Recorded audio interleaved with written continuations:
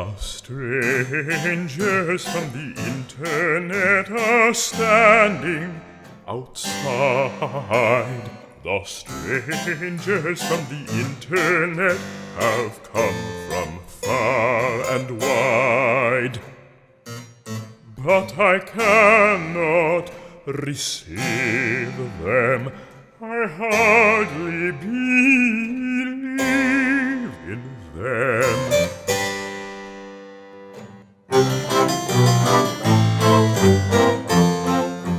Hello, and welcome back to Yaddo. I'm Elena Richardson. This past week, I made my first real forays into what might be thought of as my old life, eating outside at a favorite Manhattan restaurant, hugging an old friend for the first time in over a year, marveling at how optimistic this particular spring feels. And the hunger for music and performance is palpable. In recent weeks, we've heard the heartening news that arts venues are starting to reopen. There's a plan in the works for Broadway theater to resume. And here, locally, in upstate New York, the Saratoga Performing Arts Center, aka SPAC, just announced that dance and music will return to the venue. Of course, many accommodations will be made to ensure all this happens safely. I was so grateful to nab tickets for SPAC's Chamber Music Society of Lincoln Center series before it sold out. The innovation and outside-the-box thinking that many in the performing arts world have shown, not to mention the sheer resilience, is just fantastic, and I think we have to count it as one of the silver linings of this so-called lost year. Perhaps the best news to come out of these traumatic months is that we've been granted the means to reimagine all that we do, experiment with different models, and to make changes. Of course, change can be a very scary notion, but within our Yaddo circle, we have some truly great and very wise friends who've been generous with sharing their thoughts and advice. Today, you'll hear from two of those friends in a conversation between Elizabeth Sobel, the brilliant president and CEO of SPAC, and composer Manuel Sosa. They were tasked with imagining a new paradigm, a new future, if you will, for the concert hall. Elizabeth has had decades of artist management and recording industry experience in both the classic arts and mainstream entertainment. Prior to her role at SPAC, she worked as the president and CEO of Universal Music Classics and as managing director of IMG Artists in North-South America, nurturing the careers of many renowned artists. Manuel is a Venezuelan-American composer. He teaches at the Juilliard School, and his works have been performed in North and South America, Europe and Asia. He has also published articles about the art and music of South America internationally. They had never met before, but within minutes, the laughter and genius ideas were flowing. Here's Elizabeth and Manuel.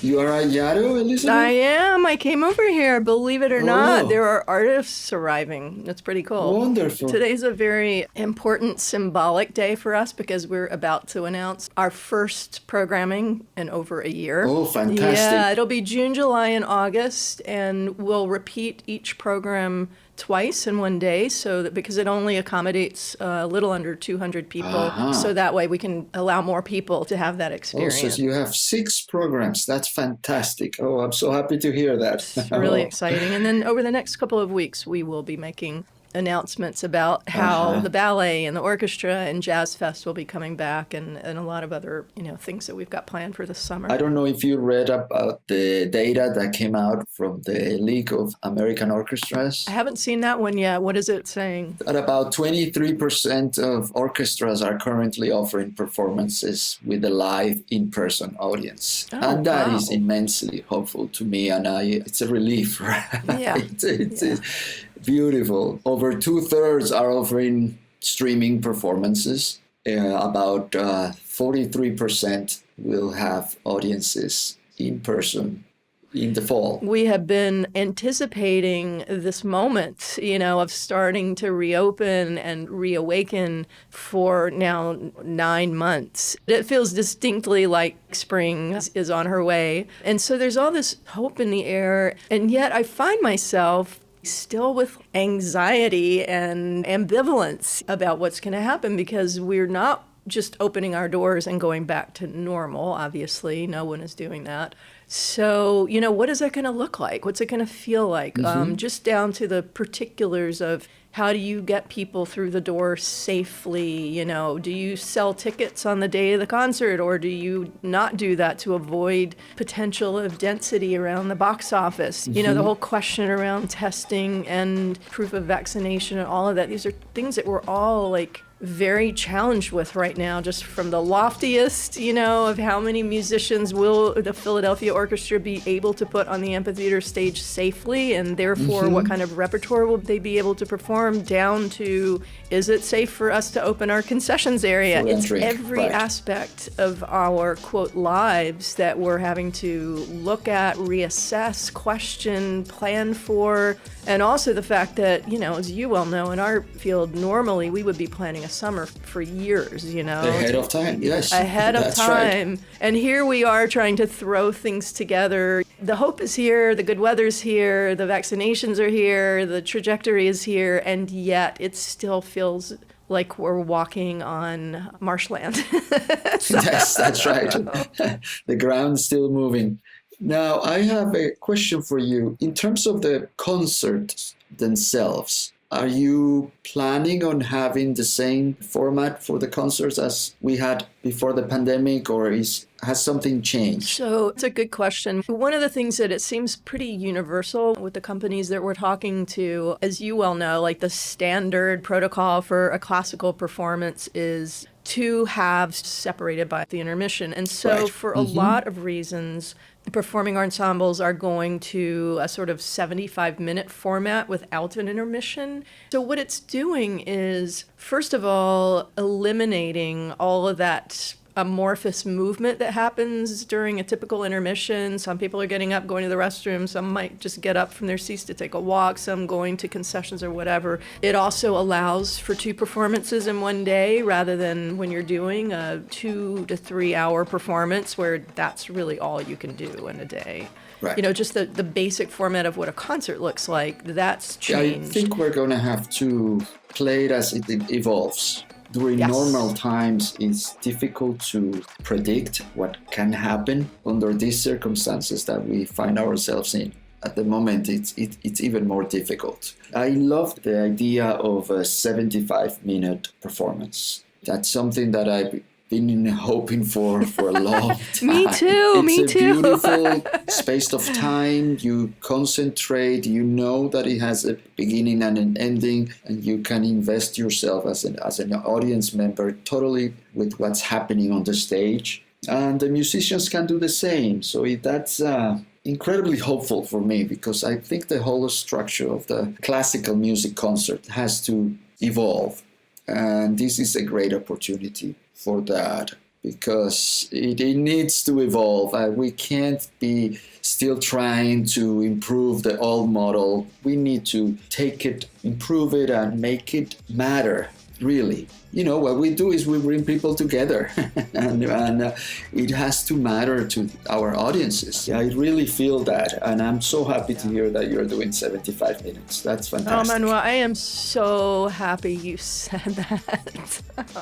I am really hopeful, having grown up in the classical music world, and we both come from this tradition that we inherited from another time, another place, and everything. And at times it has felt to me, for many, many years, that we were kind of sinking under the weight of old traditions that really didn't apply to our lives anymore. And yet, there's always been, people clinging to those traditions. It made it difficult to step away from a time-honored format or tradition or whatever. And COVID is allowing us to find our place with what works today. That's You know, right. one of the things that I love being up here in Saratoga is I'm surrounded by nature. I'm surrounded by nature where I live. There's so much green space in Saratoga. SPAC is located within a 2,400 acre state park. We're surrounded by nature. And so I think the real beauty of what the park does for people is it puts you in more of a receptive mode of listening and receiving.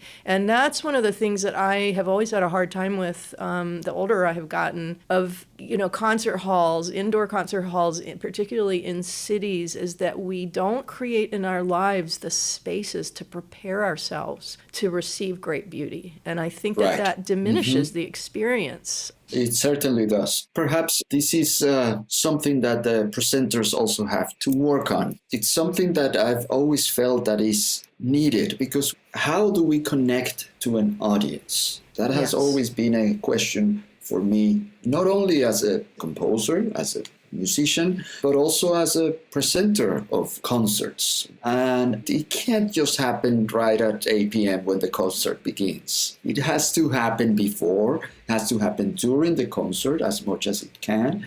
And it also needs to happen after the concert. Yes. Yes, we in Saratoga, we have the beautiful surroundings, but then institutions like Carnegie Hall, for example, or Disney Hall in LA, how can we, in a city environment, do the same thing, have the same influence on the audience member so they all can have this open kind of perspective into receiving something beautiful, okay, something that they can interact with, something that they criticize and have an exchange with, and something that they can take home with them. And I think presenting organizations have the opportunity to have an incredible amount of information available online before a concert, after a concert. There are many different ways of bringing people together. So perhaps rather than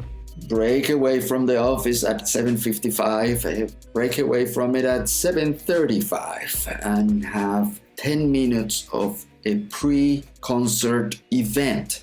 That doesn't have to be a lecture. Yeah. It's not enough. There has to be something that we can do so the audience member feels energized and feels as if he or she belongs to that place and can actually get involved with other audience members before the performance. Pop music does that very well. We go to a pop concert and we are with the other audience members. We feel that we know the performer.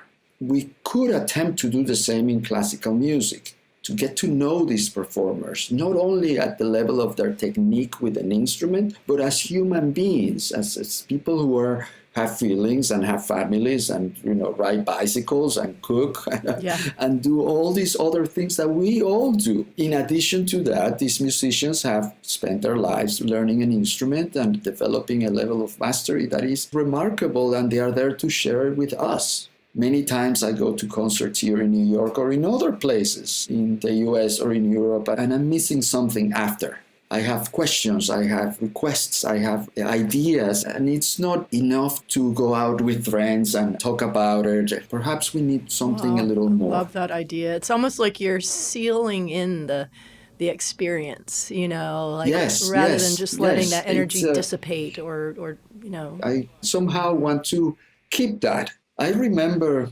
a performance of Mahler's Fifth Symphony with the Concertgebouw Orchestra at what is now called Geffen Hall at Lincoln Center. It's not a very inviting venue.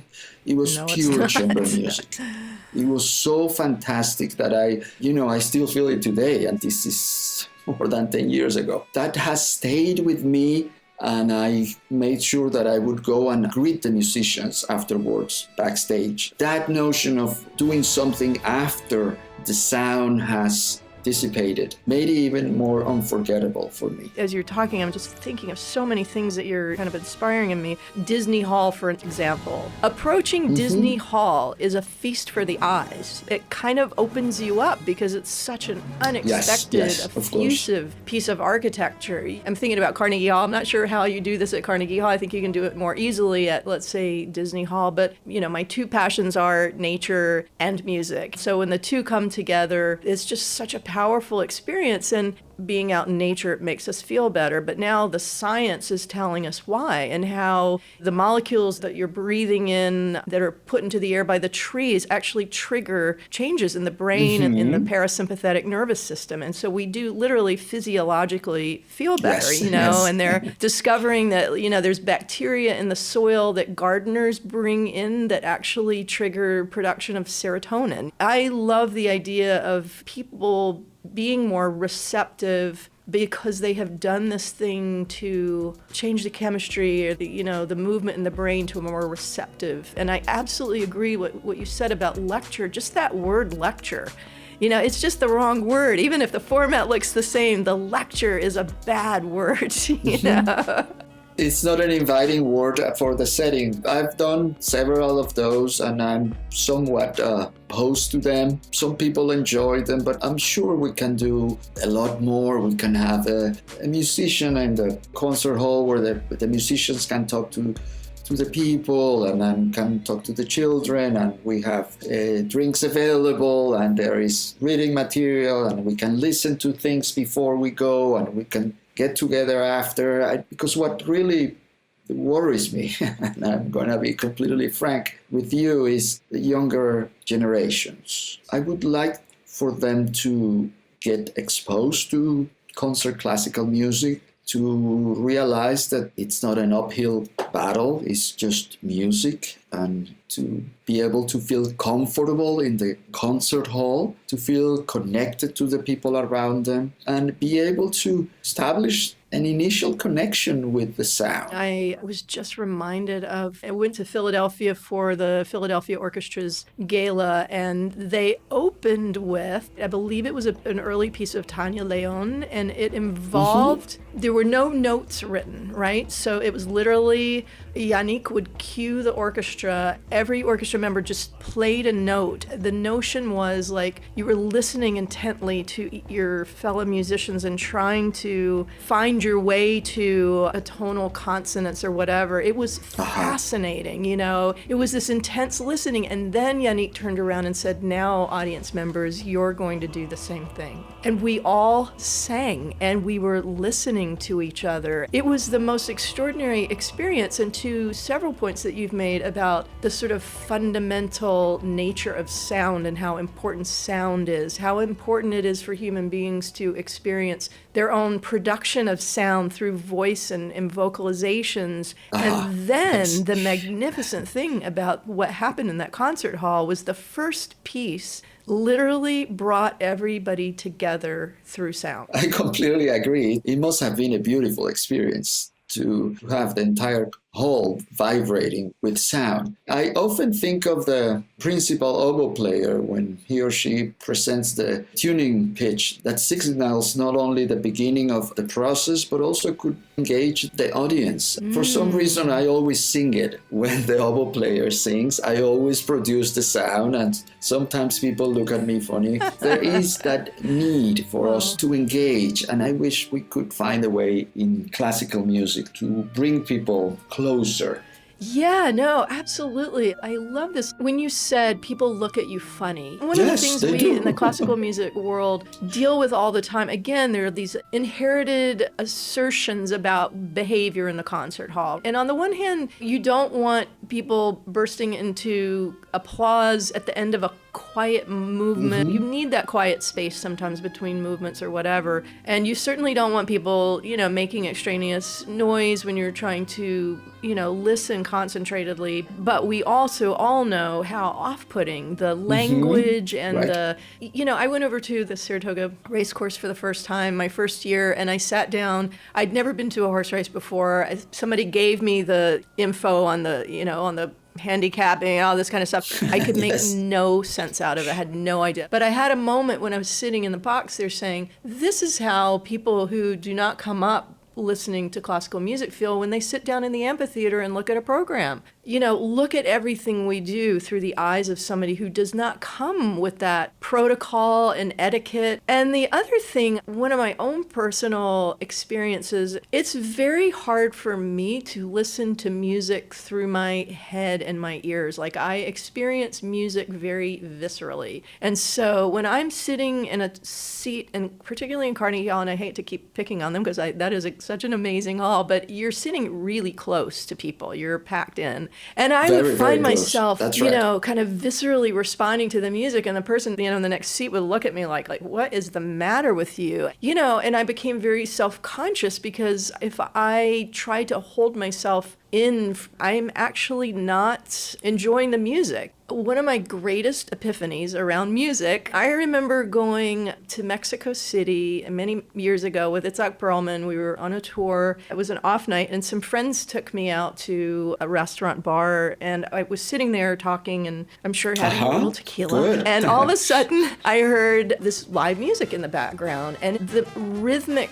pattern grabbed me, like inhabited my body, and I started trying to make out the rhythms, and I couldn't stay still. And the person next to me, who was one of the promoters there, he was like, "Oh my God, let's go dance salsa." I was like, "What?" It was a Cuban band, right? I later learned, and the rhythm that had gotten me was the clave, which I had no idea anything about the clave at the time. And he said, let's go dance salsa. And I was like, "I'm sorry, thank you. I grew up in North Carolina studying classical music. There's no way I'm getting up and doing what those people are doing." But at any rate, thank God, the effect of the tequila and the effect of the clave on me over many hours, I finally got the nerve to get up and try it. And it was one of the most powerful experiences I had ever had, because for the first time I was able to express that visceral reaction to rhythm and melody in this beautiful dancing. I mean, of course, my particular dancing that night was not very beautiful, but over time, it was such a freeing, powerful experience to have that bodily manifestation of the music. You included the body in the experience. Exactly. And that's immensely important. Yes. Yes, and how do we do that? Because I think that's one of the big challenges classical music has, because there's this determination that you've got to sit there for, it's hard to sit through a Mahler symphony, Yes, it is. But now we have the distribution of the seating in the concert halls. It's an opportunity to create a little bit more space. Yep. There are so many rules in the classical music concert hall that it's really problematic, and that's one of the challenges. How do we include the body in our experience? Because it happens to all of us, Elizabeth. This is something that we all feel.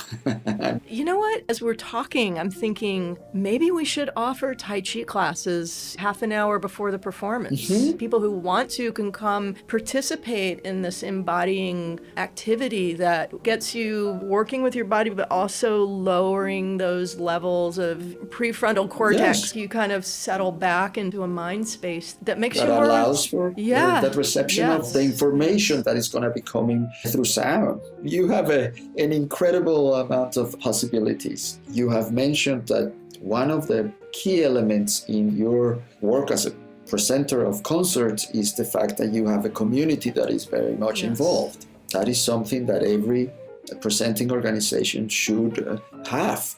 The involvement of the community is immensely important, because that's a way to conserve in many ways the tradition, but at the same time it allows for the necessary space for the tradition itself to evolve, which is what we're facing now. The tradition needs to evolve.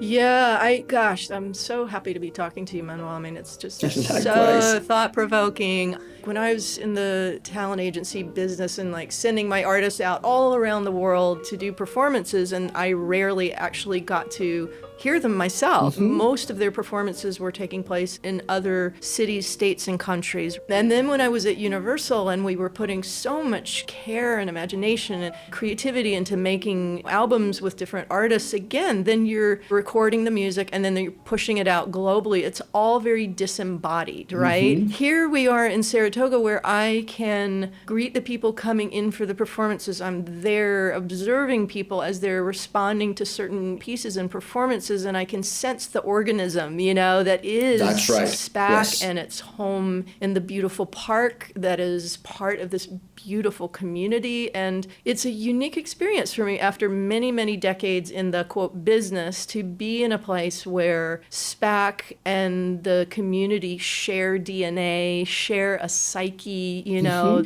And I think about all these, you know, coming from the science side of all the things that we're learning about communication between trees, the mycorrhizal network, and how this deep interconnections that we feel at times when we're in great performances, but we haven't until very recently been able to articulate what it's about. And in a way, science is giving us the vocabulary or the underlying understanding for where these interconnections are coming from. It's really extraordinary and an exciting time to be trying to reimagine and reawaken these beautiful things. And to be able to include as many perspectives in the act of presenting a performance. And you have the science on the one hand, you have the arts, you have the human beings that coming together to interact not only with each other, but with sound, which is something that we can't really touch. It's a whole universe. It's been there from the beginning.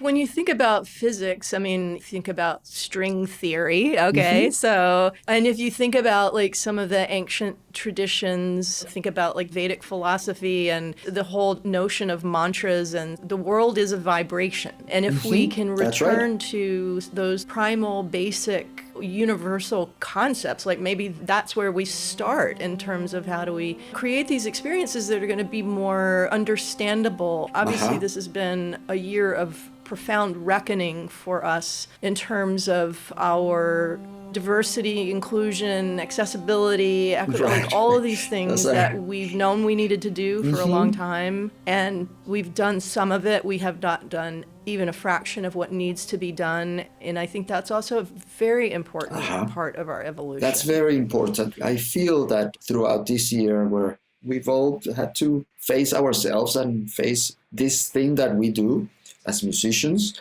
there is a silver lining. It's that I think we have come to realize firsthand that we matter. We are important. We as musicians are in the center of our society. Yes, we are attached to institutions, but our society is made up of institutions. and we do matter, and we are relevant, a contributor to the evolution of our society. And that's something that perhaps many of us did not feel so much before the pandemic. We need to really face that, and we really need to embrace the fact that we are contributing members of our society, and we do have something to present. I'll take it all the way back to the sound of the music of the spheres, the sound of the universe, a B flat, okay, a very low B flat. We already have a huge concert hall in our hands. It's the universe itself. So what we do is being missed. Yeah. So.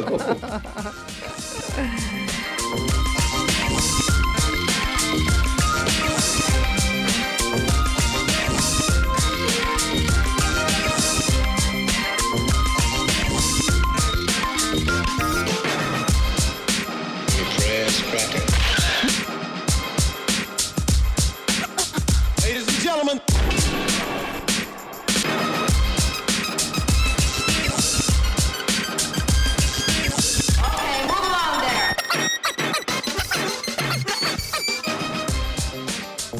Thanks for tuning in. Big thanks to our sound engineer, CJ DeGenero, and to the artists who contributed music. In order of appearance, they are Joseph Keckler for the adaptation of our theme music, Strangers from the Internet, Spike T. Jones, A Fifth of Beethoven, Will T. Bear, A Mother's Heart, Michael Tilson Thomas and San Francisco Symphony for Mahler Symphony No. 5, Tanya Leone, Inura Manifest, Netherlands Chamber Orchestra for Bach's Sonata Solo for oboe and continuo in G minor, Afro-Cuban All-Stars, Classicando con Ruben, and Art Tatum for blues and B-flat. I hope you listen to some wonderful music in these next few days. I hope you get outside. I hope you get to hug someone. And we'll see you for more Shadow Yaddo in just a couple of weeks.